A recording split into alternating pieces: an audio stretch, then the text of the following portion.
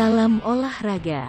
Kembali lagi di AHM Channel. Sebelum melanjutkan menonton video ini, mohon dibantu subscribe, like, komen, dan share-nya untuk mendapatkan video-video terbaru selanjutnya. Terima kasih. Semoga Tuhan senantiasa membalas kebaikannya.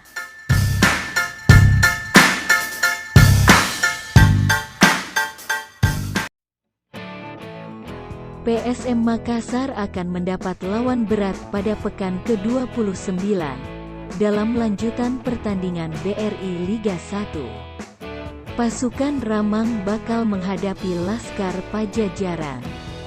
Persikabo 1973 yang saat ini menghuni peringkat ke-12 dengan poin 32.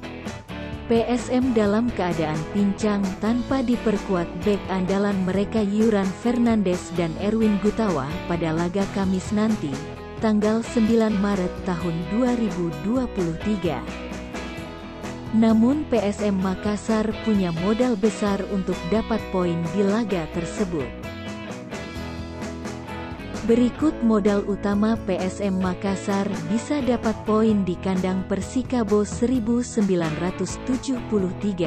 Pertama, PSM Makassar memiliki tren positif jelang menghadapi Persikabo 1973. Dalam 8 laga terakhir yang dilakoni, semua disapu bersih pasukan Ramang dengan kemenangan. Konsistensi PSM Makassar juga mengokohkan posisi mereka di puncak klasemen sementara.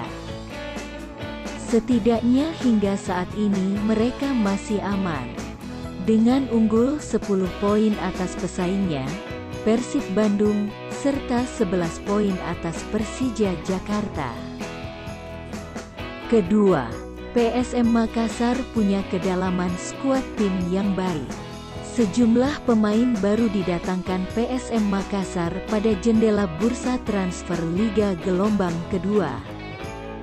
Pemain baru yang didatangkan disiapkan untuk menjadi pelapis jika ada pemain inti yang tak dapat dimainkan.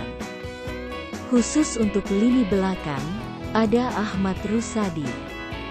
Pemain Timnas U19 ini punya peluang besar dimainkan bersama dengan Agung Manan dan Syafruddin Tahar untuk mengawal lini belakang PSM Makassar. Ahmad Rusadi disebut layak menjadi pengganti bagi Yuran karena memiliki postur yang ideal. Ia juga punya kemampuan mengantisipasi bola atas. Ketiga, faktor strategi kejutan Bernardo Tavares. Pelatih PSM Makassar, Bernardo Tavares selalu punya strategi khusus untuk keluar dari tekanan di setiap pertandingan yang dilalui. Ini akan menjadi salah satu modal kuat bagi PSM Makassar untuk merebut poin sekaligus makin menjauh dari kejaran tim Persib Bandung dan Persija Jakarta.